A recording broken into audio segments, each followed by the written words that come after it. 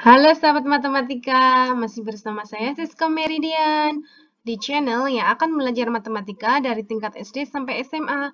Kali ini kita akan belajar materi matematika SD kelas 6, yaitu tentang bilangan bulat positif. Jadi video kali ini ada yang request minta dibuatkan tentang contoh soal cerita bilangan bulat positif. Tapi sebelumnya jangan lupa like, subscribe, komen, dan di-share sebanyak-banyaknya ya. Oke, mari kita mengingat tentang bilangan bulat dulu ya. Jika digambarkan dalam garis bilangan, bilangan bulat itu seperti ini ya. Ada angka 0, ke kanan itu ada 1, 2, 3, 4, dan seterusnya ya. Langsung ke kiri ada min 1, min 2, min 3, min 4, dan seterusnya ya. Jadi, bilangan bulat itu terdiri dari 0. Ini bilangan bulat positif. Jika ke kiri, bilangan bulat negatif. Jadi, di video kali ini kita akan belajar tentang bilangan bulat positif. Oke, jika ada positif, yaitu dikali dengan positif, maka hasilnya akan positif. Apabila positif dibagi positif, hasilnya akan positif. Kemudian positif ditambah positif, hasilnya akan positif. Kalau untuk pengurangan, itu nanti tergantung ya angka pengurangnya dan yang dikurangi. Sebagai contoh ya, untuk yang perkalian, yaitu 3 dikali 2. 3 termasuk bilangan bulat positif, 2 juga bilangan bulat positif. 3 dikali 2, 6, hasilnya positif juga kan? Terus untuk pembagian, 8 dibagi 2. Sama dengan berapa? 4 ya. Jadi, bilangan bulat positif dibagi bilangan bulat positif, maka hasilnya juga bilangan bulat yang positif. Selanjutnya untuk penjumlahan. 4 ditambah 4, berapa? 8 ya.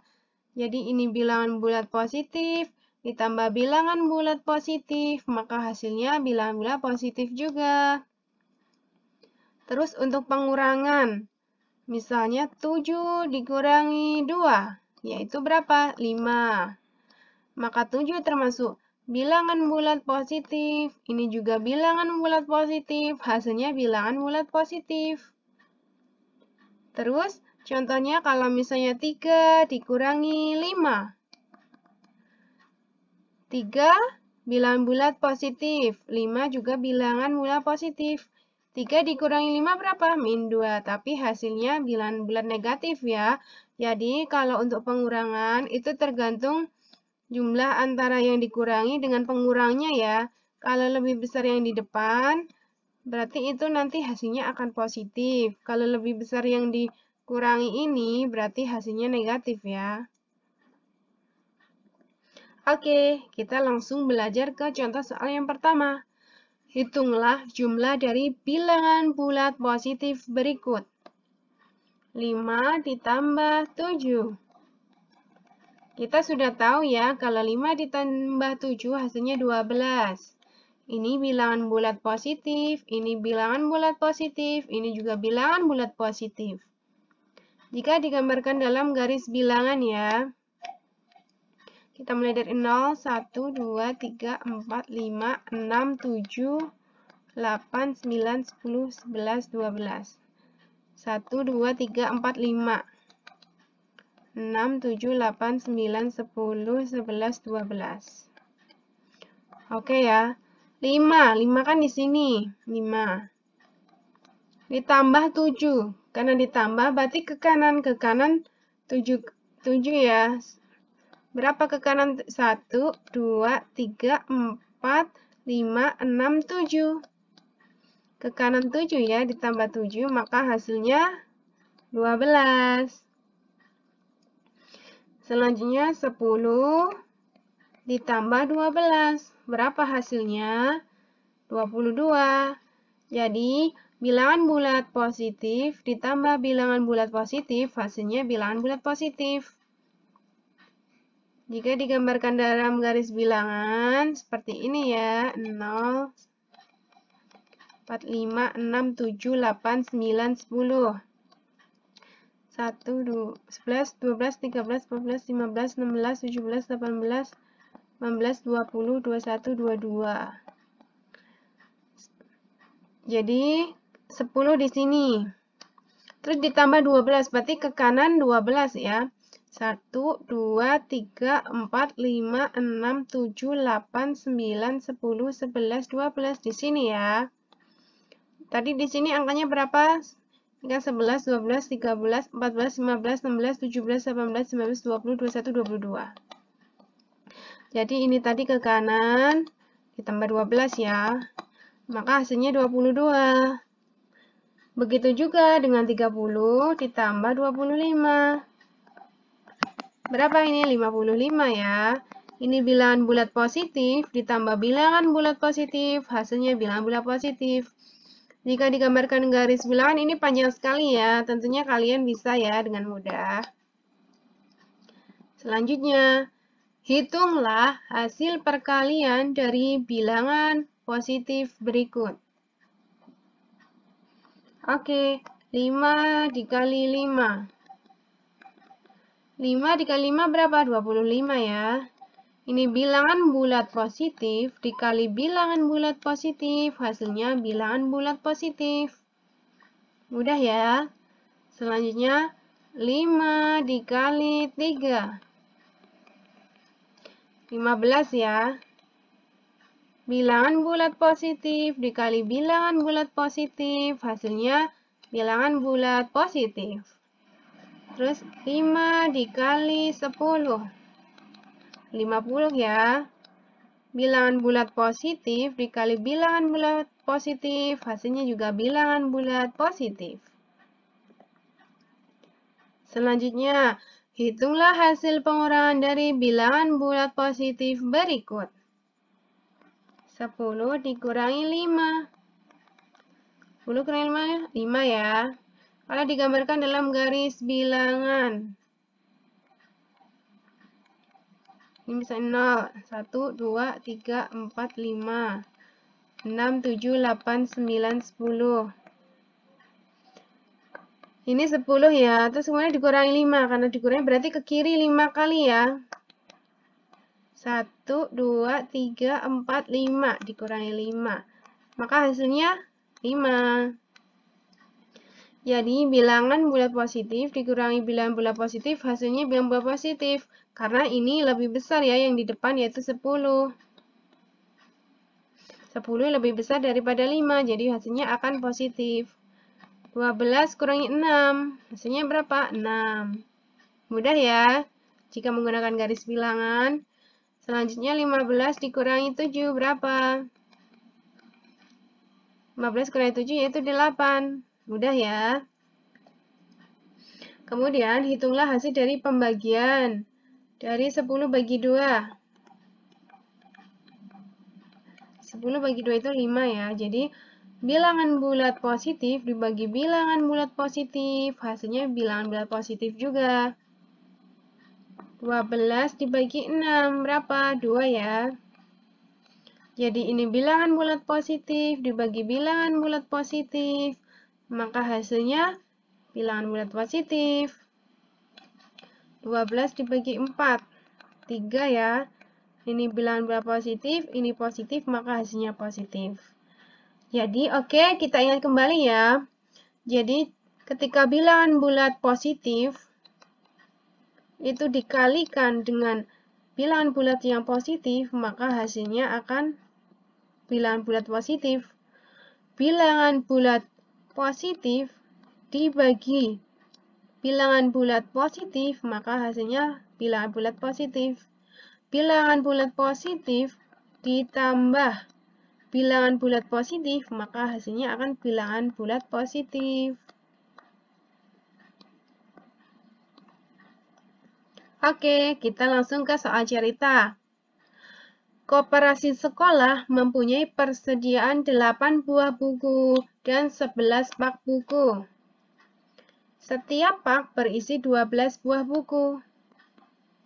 Kita tulis dulu ya. Jadi koperasi itu mempunyai 8 buah buku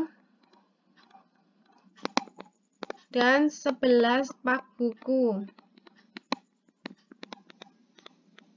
Setiap pak berisi 12 buah buku. Berarti kan ini 11 pak. Karena satu paknya isi 12. Jadi 11 dikali 12 ya. 11 dikali 12.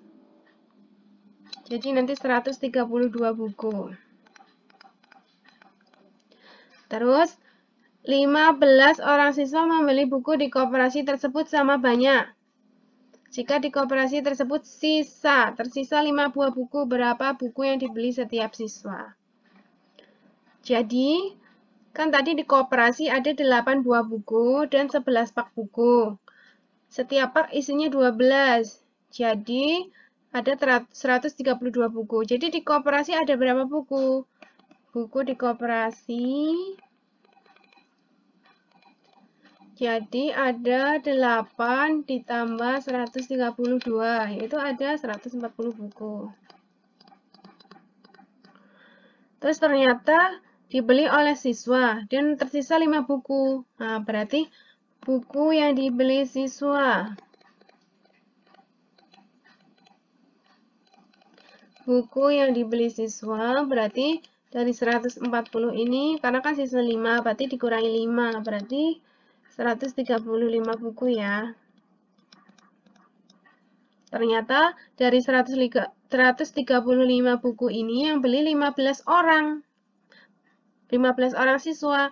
Jadi setiap siswa membeli berapa buku? Jadi buku yang dibeli setiap siswa berarti yaitu 135 dibagi 15 ya, yaitu 9 buku. Jadi buku yang dibeli setiap siswa yaitu 9 buku. Selanjutnya, hasil panen jeruk Pak Gerda sebanyak 16 keranjang. Setiap keranjang berisi 125 buah. Berarti jumlah hasil panennya berapa ini? Hasil panennya kan ada 16 keranjang. Setiap keranjang isinya 125 buah. Berarti kita kalikan 125. Jadi berapa? Yaitu 2000 ya. 2000 buah. Jeruk-jeruk tersebut disetorkan kepada 4 pedagang secara merata. Berapa banyak jeruk yang diterima setiap pedagang? Nah, berarti bagaimana? Tinggal 2000 dibagi 4 ya. Kalau dituliskan dalam matematika itu berarti yang diterima setiap pedagang. Berarti tadi dari 16 dikali 125 ya. Terus kemudian ada 4 pedagang, berarti dibagi 4. Ini tadi 16 kali 125 yaitu 2000. Dibagi 4. Berarti 500 buah. Jadi, banyaknya jeruk yang diterima setiap pedagang yaitu 500 buah. Ibu Yuni membeli 2 sisir pisang dan 4 kg duku. 2 sisir pisang. Dia membeli pisang berapa? 2 sisir. Membeli duku berapa kilo? Yaitu 4 kilo. Harga 1 sisir pisang itu 10.750. Harga 1 kg duku 2.200. Berapa rupiah yang harus dibayarkan Ibu Yuni? Berarti tinggal kita kalikan saja ya. Biasanya kan tadi beli 2 sisir. 1 sisirnya yaitu 10.750. Kalau dukunya beli 4 kilo, sekilonya 2.200. Tinggal berapa ini? 2 dikali 10.750. yaitu 21.500. Ini 8.800. Berarti kita jumlahkan ya, yaitu 30.300. Jadi, Ibu Yuni harus membayar Rp 30.300. Jadi, Ibu Yuni harus membayar Rp30.300. Seekor katak melompat ke kanan sejauh 8 lompatan. Oke ya, kita misalkan ini titik awal ya, titik 0. Seekor katak melompat ke kanan sejauh 8 lompatan. 1, 2, 3, 4, 5, 6, 7, 8. Berarti di sini ya. Dari sini pindah ke sini nih kataknya, yaitu 8 lompatan. Dari tempat semula, kemudian katak itu berbalik arah dan melompat sejauh 5 lompatan. Dia berbalik arah 5. 1, 2, 3, 4, 5. Dia berbalik arah ke sini sebanyak 5 lompatan. Jika setiap lompatan katak panjangnya 6 cm, jadi setiap kali lompat ini 6 cm. Lompat lagi di sini 6 cm. Begitu sebaliknya, pas dia balik sekali lompatan 6 cm. Balik lagi 6 cm. Jadi, di manakah posisi katak sekarang dari tempat semula? Mudah ya, kan tadinya dia ke kanan 8 lompatan ya. Jadi, posisi katak. Tadi kan dia ke kanan 8, terus kemudian dia berbalik arah. Karena berbalik arah berarti dikurangi 5. Terus selanjutnya, setiap lompatan panjangnya yaitu 6 cm, berarti tinggal dikali 6 cm ya. Jadi berapa? 8 kurang 5, 3 kali 6, berarti 18 cm. Mudah ya. Contoh soal 9. Pada siang hari suhu di kota A 31 derajat Celcius. Malam hari turun 12 derajat Celcius. Ketika pagi hari suhu naik 7 derajat Celcius. Berapakah suhu di kota tersebut pada pagi hari? Yaitu suhu pada pagi hari. Yaitu pada siang hari kan 31. Terus kemudian malam hari turun 12 derajat Celcius. Karena turun berarti dikurangi. Ketika pagi hari suhu naik 7 derajat Celcius. Karena naik berarti ditambah. Jadi 31 dikurangi 12 ditambah 7 yaitu 26.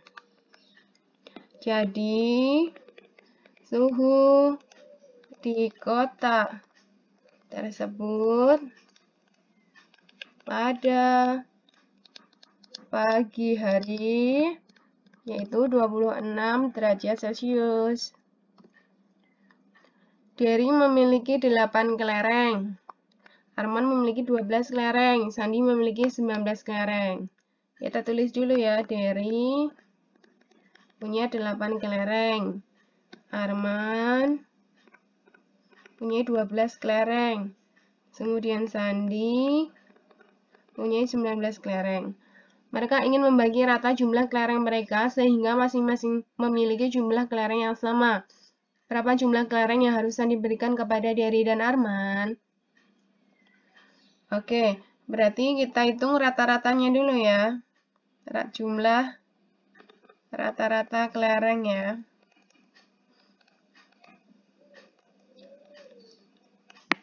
Berarti kita jumlahkan ini 8 tambah 12 tambah 19 dibagi 3 ya. Berarti ini 39 bagi 3 yaitu 13. Jadi dari mereka itu Sandi, Derry, dan Arman kalau mau dibagi rata harus mendapatkan 13 kelereng. Oke, selanjutnya Sandi tadi kan mempunyai 19 kelereng. Supaya menjadi 13, berarti kita kurangi 13, berarti sisa 6 ya. Berarti nanti Sandi memiliki 6 kelereng yang harus diberikan kepada Derry dan Arman. Terus kita hitung untuk Derry berapa? 13. Derry tadi punya 8, berarti kurang 5. Terus kemudian Arman. 13 dikurangi Arman punya 12, berarti Arman kurang 1. Oke. Jadi jumlah kelereng yang harus diberikan kepada Dery yaitu 5 buah dan untuk Arman yaitu 1 buah. Mudah ya. Selanjutnya, Pak Galih mempunyai hutang di warung sebesar Rp25.000. Pak Galih mempunyai uang sebesar Rp10.000 sebanyak 10 lembar yang dipakai untuk membayar hutang. Maka sisa uang Pak Galih. Jadi Pak Galih itu punya utang 25.000. Terus kemudian ia punya uang 10 ribuan, jumlahnya 10 lembar. Ketika ia membayar hutang 25.000, maka berapa sisa uang Pak Galih? Kita hitung dulu ya jumlah uang Pak Galih. Uang Pak Galih. Kan dia punya uang 10 ribuan, jumlahnya 10 lembar. Jadi menjadi 100.000 ya uang Pak Galih. Terus, untuk membayar hutang 25.000 ya, berarti sisa uang Pak Galih. Sisa uang Pak Galih setelah membayar hutang. Kan tadi punya uangnya 100.000, terus utangnya 25.000. Berarti sisa 75.000. Jadi, sisa uang Pak Galih yaitu sisa uang Pak Galih yaitu Rp75.000.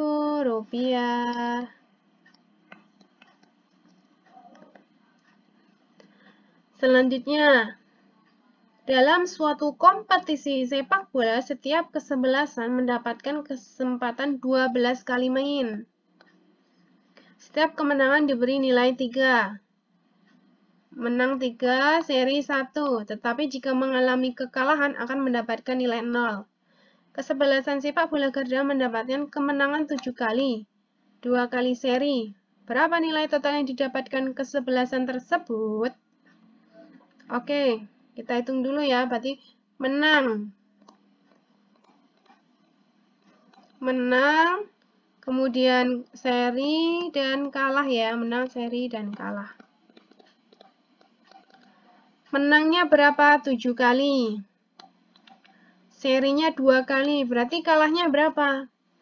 Kan karena dia bermainnya 12 kali ya, berarti kalahnya berapa? Berarti 12, jadi kalahnya 12 dikurangi 7, dikurangi 2. 12 kurangi 9 ya, yaitu ada 3. Oke, selanjutnya kita hitung skornya ya. Skor menang, skor seri, dan skor kalah.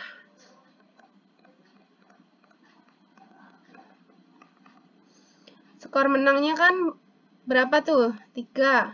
3 dikali menangnya sejumlah 7 kali ya. Terus skor serinya 1. Jumlah serinya 2 kali. Skor kalahnya 0. Kemudian kalahnya berapa? 3 kali. Kita jumlahkan ya. 7 kali 3, 21. 1 kali 2, 2, ini 0. Kita jumlahkan menjadi 23. Jadi, skor kesebelasan tersebut adalah 23 ya. Oke, contoh selanjutnya. Ani dan Ima hendak bersepeda. Mereka berangkat dari tempat yang sama. Ani bersepeda ke arah barat 80 meter, sedangkan Ima ke arah timur 120 meter. Oke, sekarang kita gambar ya. Ke arah barat. Kita awalnya titik di sini ya.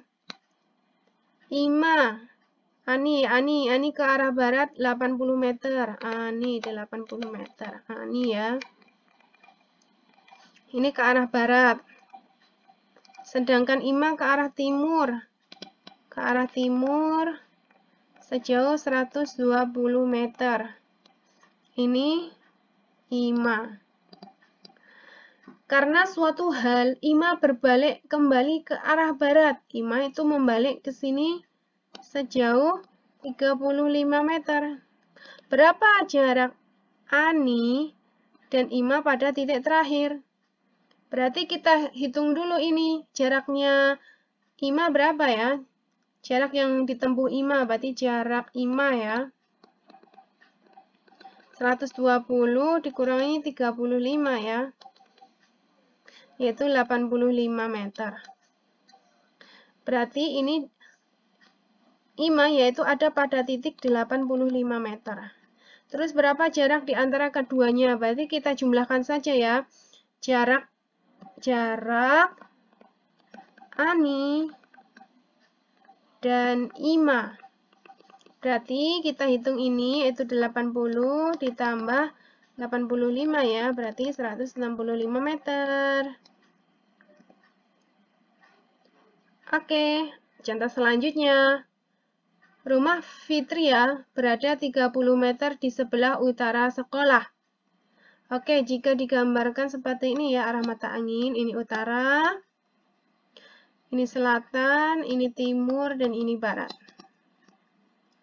Kita gambarkan sekolahannya dulu ya, sekolah. Rumah Fitria berjarak 30 meter di sebelah utara sekolah. Sebelah utara berarti sebelah sini ya. Ini rumah Fitria. Jaraknya berapa? 35 meter. Terus, rumah Haikal 56 meter di sebelah selatan. Sebelah selatan sekolah. Berarti sebelah sini ya. Sebelah selatan sini rumahnya Haikal. Berapa jaraknya? Yaitu 56 meter. Jika Haikal ingin pergi ke rumah Fitria, Haikal ini ingin pergi ke rumah Fitria ya. Maka ia harus berjalan sejauh, nah berarti bagaimana? Berarti 56 ditambah 35 ya. Berarti 56 tambah 35 ya. Berapa? 91 meter. Ke arah mana? Ke arah utara ya ini. Maka Haikal jika ingin pergi ke rumah Fitria, maka ia harus berjalan sejauh 91 meter ke arah utara. Oke, sampai di sini penjelasannya. Semoga kalian paham. Kalian boleh kasih pertanyaan ataupun saran untuk materi yang ingin dibahas selanjutnya. Jangan lupa like, subscribe, komen, dan di-share sebanyak-banyaknya ya. Selamat belajar. Terima kasih.